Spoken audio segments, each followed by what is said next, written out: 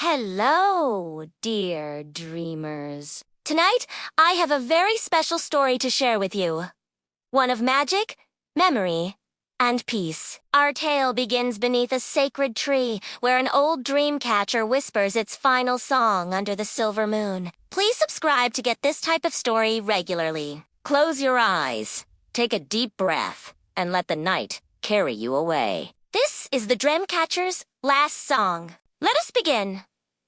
The moon hung low and full over the forest, bathing everything in silver light. At the center of the clearing stood the sacred tree, older than memory, its bark carved with the stories of generations. From the highest branch dangled an ancient dreamcatcher. Its once bright feathers were now pale, its threads stretched and frayed. It swayed gently, though no wind moved that night. A hush lay over the forest.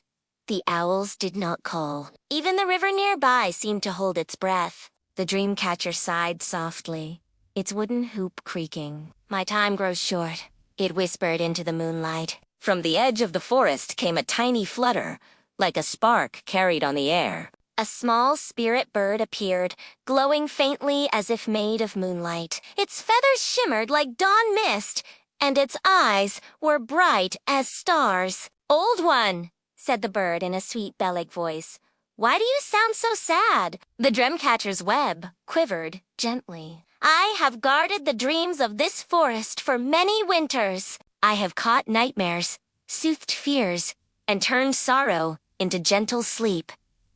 But tonight, my last feather falls. Soon, I will return to the stars."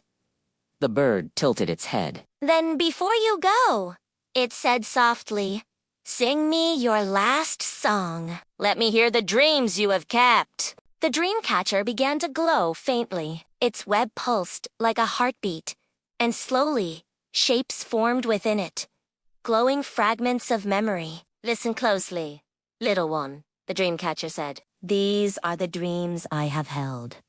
A vision formed. A young warrior, standing alone in a battlefield shrouded in smoke. His dream had been full of fear, full of the cries of enemies and the shadow of death. "I caught his nightmare," said the dreamcatcher. "I spun his fear into strength, and when he woke, he fought not with rage, but with courage. He returned home to his family with honor." The image dissolved, replaced by another. Now appeared a small child, wandering a dark forest, tears streaming down her cheeks. Shadows chased her, whispering threats. "I took her fear," said the dreamcatcher. "I filled her dream with fireflies to guide her home." She awoke with the first light of dawn and found her way back to her village. The next dream was heavy and slow. A grieving mother kneeling by a fire, weeping for the child she had lost to the spirit world. "I caught her sorrow," said the dreamcatcher. "I wove it into a silver thread and showed her a dream where her child danced among the stars. When she woke, she smiled for the first time in many moons. The last memory appeared. A hunter sitting by a fire, haunted by the spirits of animals he had taken. I softened his heart," said the dreamcatcher. "I showed him the forest reborn and taught him to offer thanks before every hunt. When he awoke, he walked with respect for every life." The web glowed brightly now, as though all the dreams inside were ready to be freed.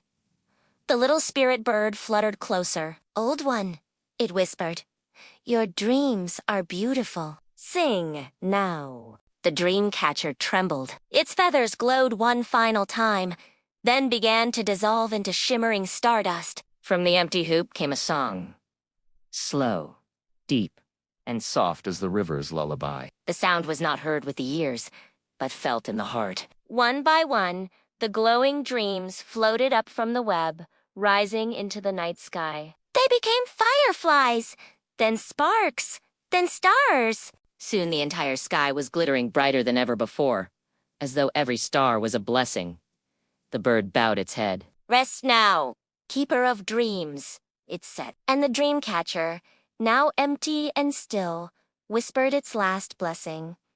"May every sleeper find peace beneath these stars." The forest relaxed. The owls called again. The river flowed. And under the shining night, every child, every mother, every creature slept in peace, held by the Dreamcatcher's last song. And so, dear dreamers, the Dreamcatcher song still lingers in the stars above you. Tonight, as you drift to sleep, may every dream be kind, and may your heart feel light. If this story brought you peace, remember to like, subscribe, share, and join Fantasigleam again for more bedtime fantasy myths. Sleep well, my friends. May your dreams be filled with wonder.